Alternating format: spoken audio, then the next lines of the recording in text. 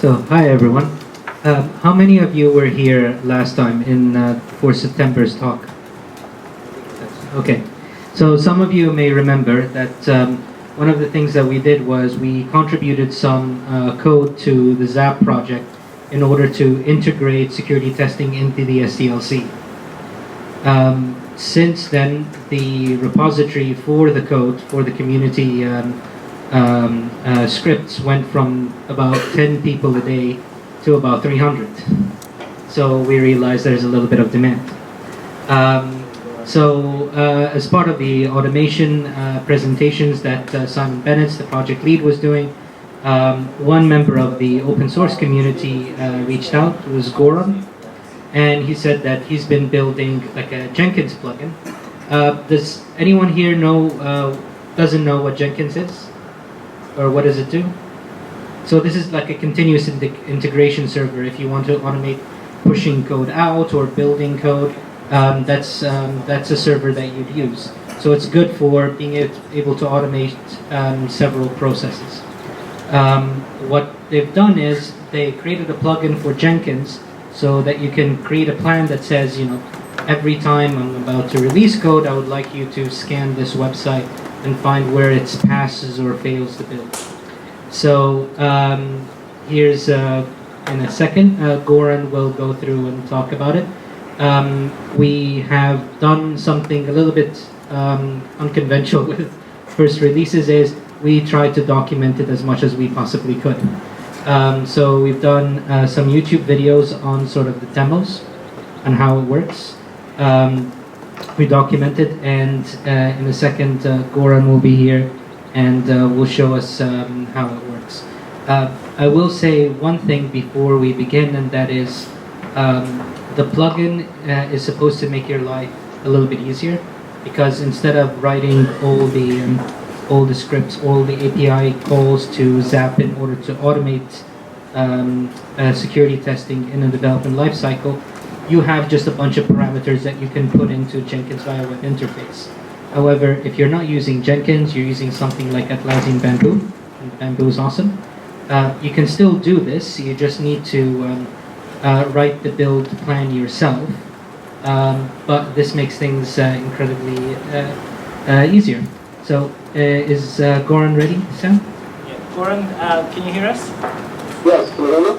Yeah. I think we are. Okay, so yeah, it's all yours now. So do you leave the mic here? Yeah, I'll switch the mic. Okay, go ahead, Goran. Hi everyone, my name is Ben. Thank you very much for having me first off. I'm the lead developer on the Jenkins plugin program. As mentioned by Sharif and Sam, I think you should. sorry, can you hear me? Let's switch on the mic.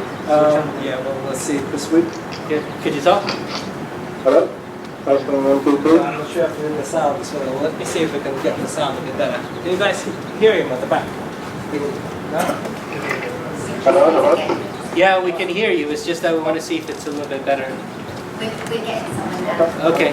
So we're going to see if we can put it on this week here somehow. Okay. So this will just take time.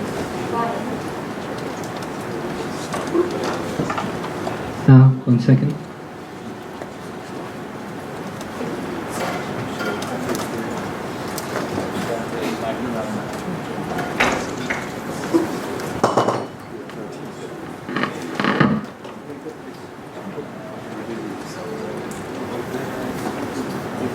Connection there.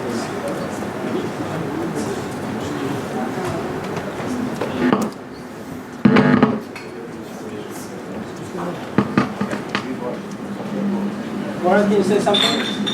Hi. Yeah, Can you hear me? We're good, we can hear you now. Thanks. Perfect. Hello everyone, my name is Goran Sarenkapa. I just want to thank you for having me. I'm the lead developer on the ZAP Jenkins plugin project.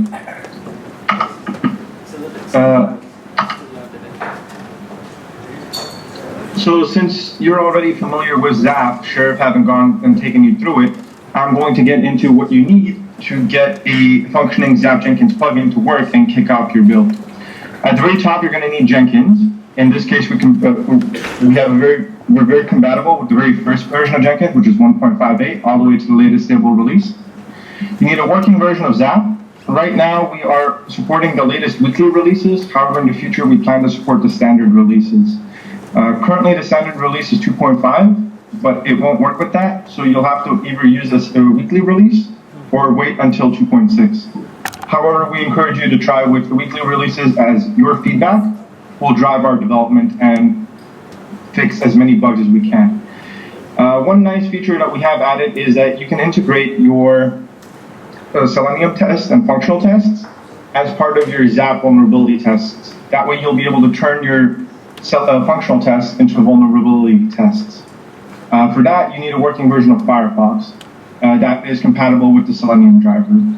So the purpose of this video and PowerPoint slide is to take you through the installation phase of each, the setup and configuration phase of each, and how to finally run a ZAP Jenkins scan via it. So what can the ZAP Jenkins plugin do for you? For right now, it can do almost everything that the ZAP UI can, which is manage sessions. You can either load existing sessions that you've already created with the ZAP UI, they're interchangeable, or persist a new session after you've done your Selenium script. You're able to define a context. For that, you need to provide a unique name, include the URLs of your website, and exclude any URLs that you don't want scanned. You're able to perform a spider scan, an AJAX spider, and an active scan.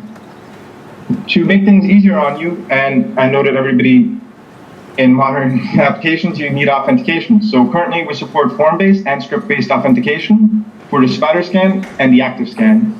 The AJAX spider, as we're working towards getting the plugin and improving upon it, we're also improving upon the ZAP API. So THC, Ricardo, is working on adding AJAX spider support to the API, and you will see an authenticated AJAX spider soon as part of the plugin as well. I mentioned earlier that you're able to run as a pre-build step with a Selenium step beforehand. This is so that Selenium will run, ZAP will listen as an intercepting proxy in the backend, and map your website.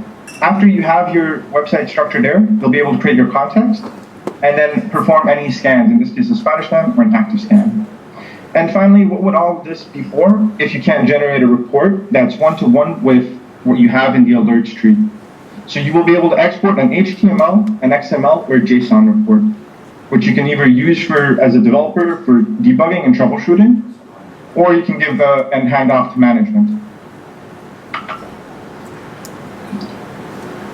So how does ZAP fit into a continuous integration environment? We have Jenkins at the very top. So you have Jenkins sitting at the very top, and it will initialize a ZAP build step. Traffic will flow through ZAP as part of regression paths, and ZAP will act as an intercepting proxy between your target application and the internet. The target application, ZAP will actually modify the requests to include vulnerability data.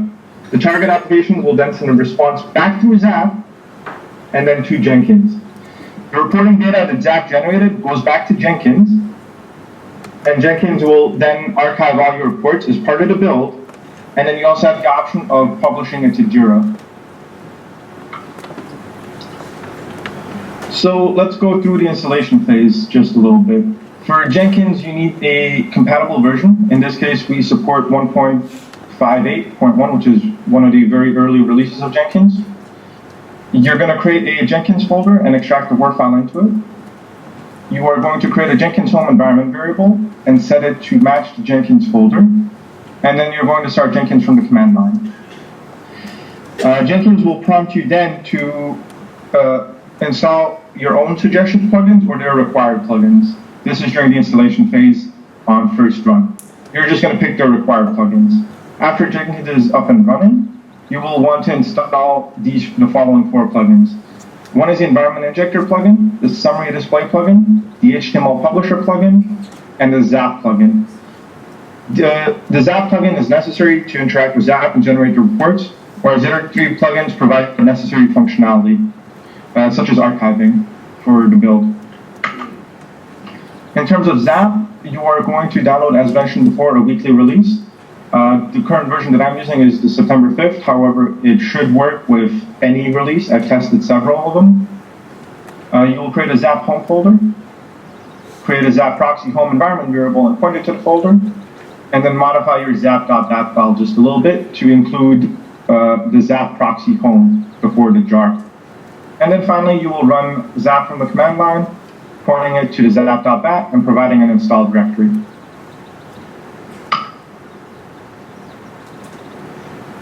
In the event that you are using Firefox and in the event that you are using Selenium and want to run a Selenium script, you're going to need a compatible version with Firefox.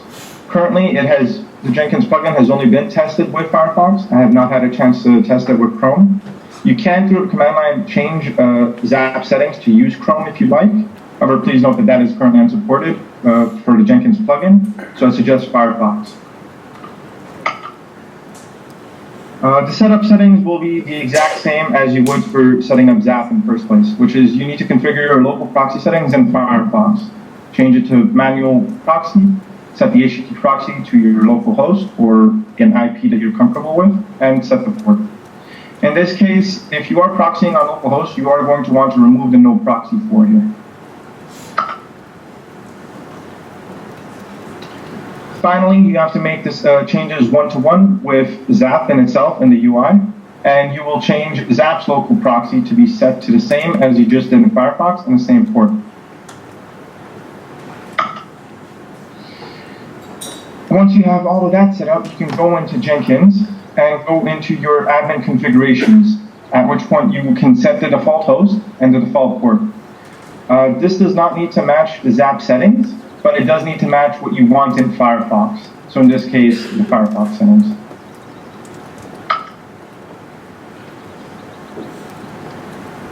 Finally, it comes to feed it, just as you would in an original ZAP UI scan, you would have to provide some information on the structure of your website. Now you can either start ZAP manually, as mentioned before, and map your website, then persist the session, or you can write a Selenium script, which can then do all of this for you during the build in Jenkins. If you do it manually, you will want to load the session in Jenkins. If you want to do it with the Selenium script, then you configure the build to run the Selenium script, as I'll go into in a moment. So right here, what we have as a video is we're manually mapping the website in ZAP. We are just clicking on the tabs, providing a basic structure. We're going to do a single authentication attempt after I've already created a user prior to this. And we're going to log out once. Now we're just going to remove some of the white noise from the session that ZAP mapped. And we're going to persist the session.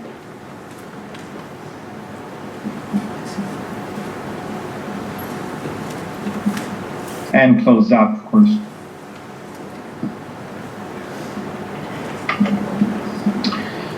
Now, after you've mapped your site and created a new session, you're going to want to go to Jenkins and create a new freestyle project. You're going to restrict the build to the desired machine.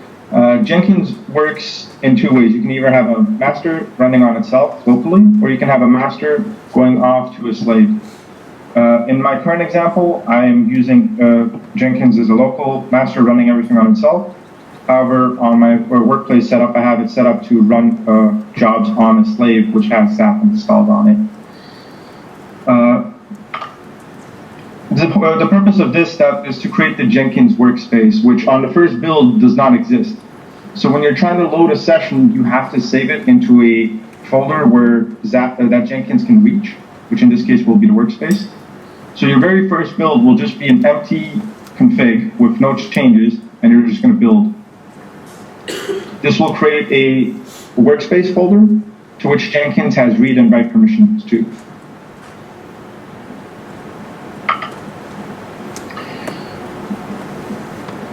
Now that the workspace folder has been created, this was made by Jenkins, you can create, I've created a folder myself called the budget demo, which is actually, in this case, the job name.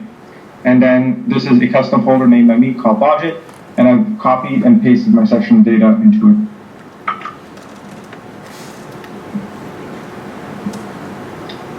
The steps for a job configuration are the build step, which is the execute ZAP step, and then 2 steps, archive the artifacts and publish HTML reports, are post-build steps for the purpose of reporting.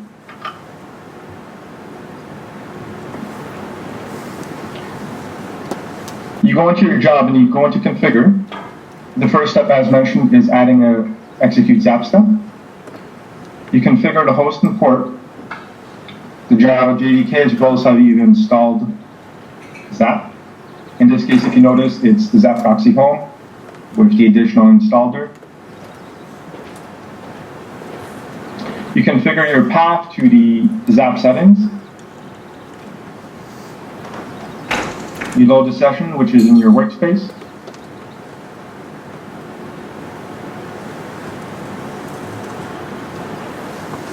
In this case, you're providing a very unique context ID. It will fail if you provide the same context name that already exists as part of the session. You include...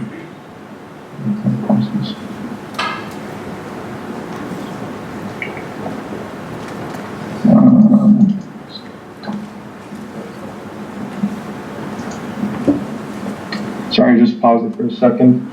Or I did not. Please pause.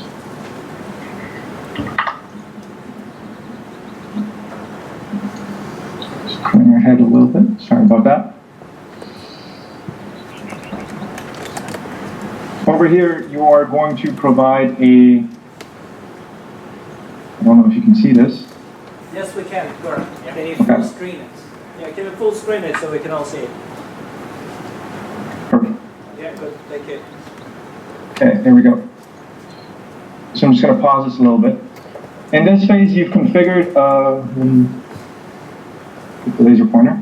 You've configured your ZAP settings path, and you've specified the session which you want to load. We are not doing a Selenium script. We're just taking the session which we mapped previously. Now we are going to provide...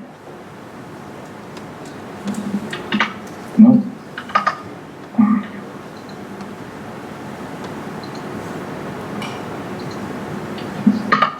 Come on. Traced it. There we go.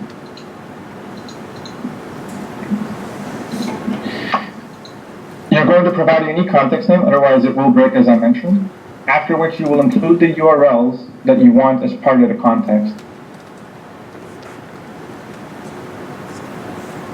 In this case, I want the budget store and everything that falls under the budget store. And the things that I'm going to exclude from the context, sorry, is the logout. I do not want it to proceed to the logout at all.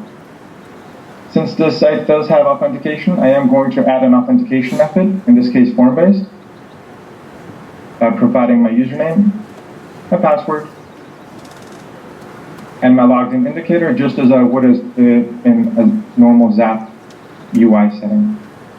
The other things that I have to provide is the target, which in this case is my login page, the username parameter, and the password parameter, as well as any other extra post data, which I don't have in this case. In the ZAP UI, you would be right-clicking on your application and then saying attack, and then you would pick a spider or active scan.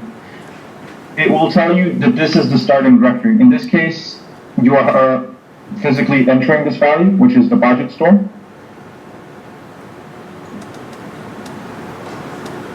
After which you select what kind of scans you want. In this case, we're picking a spider scan that is recursive, and it does not only include the subtree, and it has an infinite children to crawl. You can change these settings if you'd like. It gives you some of the functionality that the ZAP UI does. After which we will be selecting an active scan. In this case, we're selecting the recurse policy, which is the default for ZAP, and then you can select a policy to use. In this case, you only see the default policy in the list. However, if you create custom policies in the ZAP UI, they will be saved in your ZAP settings location as policy files. As long as you have those there, you will have a populated list here of various policies that you can use, of various intensities. So if you only want to run an SQL injection scan, you are able to.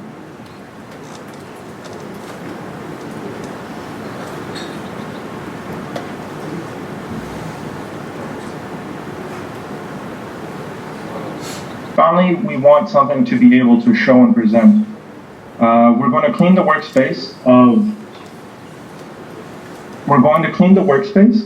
of any previous reports, and then we're going to select generate a report.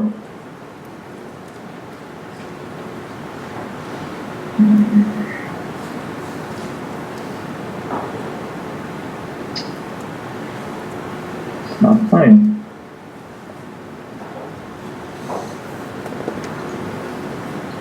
There we go. In this case, I'm using a custom plugin for ZAP, which is called Export Report, also made by myself. And I'm simply selecting the export formats that I want. I've provided a file name, which is also unique, and it contains the Jenkins build ID, which in this case should be build 2.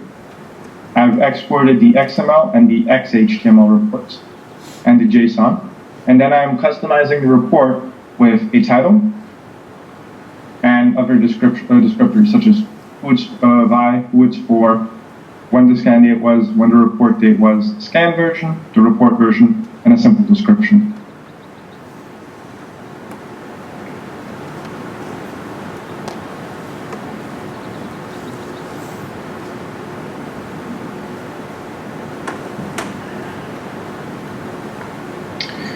Very simple step here, if you noticed, is it asks you what you want to export. The alert severity and the alert details. So if you do not want to see as part of your report any information on lower alerts, you don't have to. You simply uncheck these boxes and you can only take the high alerts and the medium alerts. Similarly, the details that are demonstrated for each report, the CWID, OWASP ID, description, upper info, solution, reference, you can include as much of this or as little of this information as you want. Finally, it's time to add our post-build actions. One is to archive the files. In this case, we want the ZAP log and the reports. All we are going to provide is, these are natively stored in the workspace originally under logs and reports folders. So we're going to take everything that's under the logs folder and everything that's under the reports folder. You can ignore this warning, which says that the folder does not exist and it doesn't have anything because it is not currently created. Finally, we're going to add another post-build action, which is called publish HTML reports.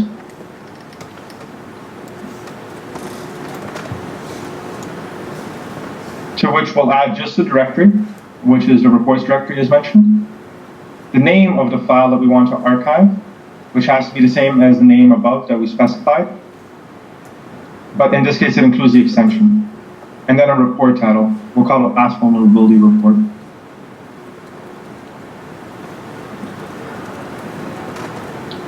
Once you're done that, you can simply press build now, and a background ZAP scan should begin.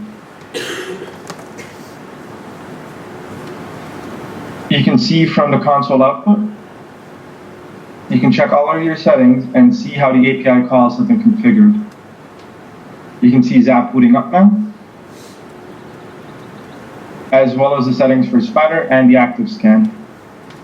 You can check it attempting to authenticate, and running through.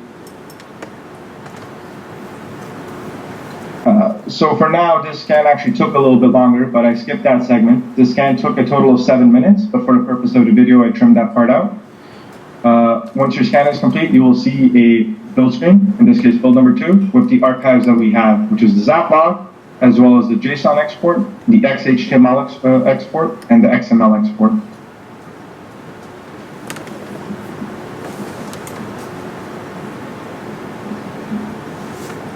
You'll be able to see the results for the full ZAP log for that session, just as you would if you were using the ZAP UI, and it will let you investigate any ZAP-related errors and report them. Or you can take a look at the actual XML report now from your Jenkins machine.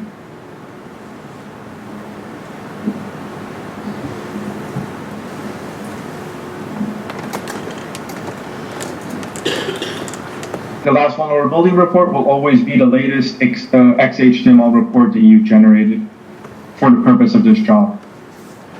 Whereas each build will have an archive of that build's XHTML report. If you now take that session, which performed the scan, so you just ran a scan from Jenkins, and and Jenkins closed ZAP. You take that session and you load it in ZAP, you will see that the report count is 1 to 1. You have 2 high alerts in the report, 2 medium alerts, 2 medium alerts, 5 low, and 1 informational. Numbers all match up as well. So it's now very important that you have one-to-one reporting between not just ZAP and the reporting tool itself, but Jenkins and ZAP. Thank you very much for having me. It was a pleasure. You can see any documentation on our wiki page. The links are provided above. If you have any questions or troubleshooting, you can always ask on our Google group, and issue tracking will be done on the Jenkins Jira. I really want to thank you for your feedback, because our future development will always depend on what you want to see as part of this plugin. We always welcome open contribution to the project as well. Thank you. Okay, excellent. Thank you very much, Goran. I think let's give it amazing remote from 5,000 miles away in live demo. Okay, I'll ask some questions, but I've got one question for you, Goran. So, you know the export report plugin you talked to, you said it was yours. Is that Yes. now actually already built into the released plugin? No, I do believe you have to go to the marketplace and download it. Right. What are the plans to actually make it available? I was planning on making it a beta first. One of the things that I want to add to it before pushing for beta release is adding the option to export as a Google Doc, as a PDF, and as wiki markup, and potentially as a bootstrap report. So there were other report formats that I wanted to push first before pushing it into the and asking for it to become beta and then part of the core in the future. Right. Okay. Thank you. Any questions, guys? Any other Dennis, I think do you have a question? Yeah, I do. Is that the microphone? I think it will not work. I think you have to ask it here. I definitely can't hear anything from All right. all the way back there. So, can you hear me? Yes. All right, so the key thing that I want to work on this is the automation of the whole process without any clicks. So I'm working on this thing where I'm actually setting up Kubernetes and I'm firing up Jenkins, and the whole point is it built in the morning and gets destroyed in the afternoon. So, Okay. so the key is to be able to configure all this stuff without actually having the user to do any clicks. Have you done any of that? Configure a Jenkins job itself without any clicks. Yeah, so basically all those scripts, all the steps You- that, we need to put that in a kind of a build file or a set of scripts. So that then You can always run that as a Selenium Python script. Have Selenium start up Jenkins for you. Have Selenium navigate to the job that you want to create a new job for you, and perform all the steps that you would initially want ZAP to do, that you would initially do manually. So you can always automate the task using Selenium and the WebDriver if you wanted to. Okay. Thank you very much, Goran. I think we're short of time, so I think we're going to move on to the next talk. Thank you very much Thank you for very your much. time. Thank you very much. Thank you.